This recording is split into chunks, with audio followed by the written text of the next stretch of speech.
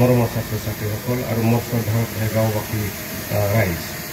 জয়তে মাতৃভূমিৰ ৭৬ সংখ্যা গণৰাজ্য দিৱসৰ এই শুভ মুহূৰ্তত আপোনালোক সকলোকে মহকুমা প্ৰশাসনৰ তৰফৰ পৰা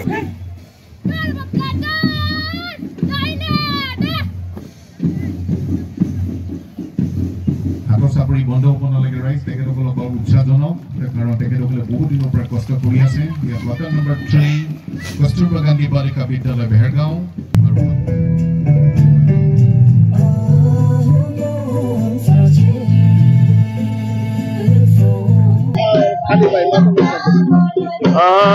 गिबियावनो आङो गासैबो भेरगावनि गासै रायजो राजाफोरनो 76थि जिथु सुबुंखान्थि साननि गाहाम हामलायनायखौ जासिहरदों आरो लोगोसे दिनै जोंनि बे भेरगाव जिथु महकुमानि जे गेलेग्रा फोथारावहाय जे पुलिस फरायसुला फरायसुलि मोसाखावरि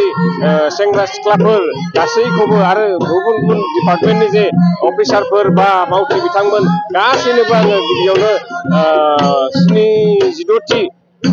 सुबुंखान्थि साननि थाखाय आं गाहाम हामलायनायखौ जासिग्रोदों आरो बेखिनियाव नोंथांमोननो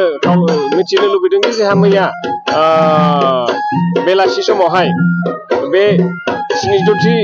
सुबुंखान्थि सानजों लोब्बा लाखिनानै हादोरारि सिबिनाय मोसानाय आरो मेथाइ खननाय बादायलायनायबो जाखांबाय आरो लोगोसे दिनै मार्च पास्टजों लोगोसे गुबुन गुबुन डिपार्टमेन्टनि जिथु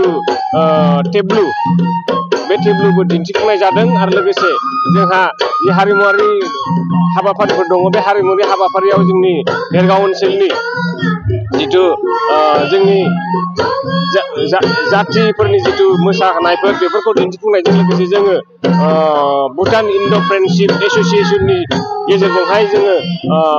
भुटाननि मोसाखावरिफोरखौ जों लेंबोनानै लाबोनाय जादों आरो बिथांमोनहाबो दिनै बे जोंनि हाबाफारियावहाय बाहागो लादों।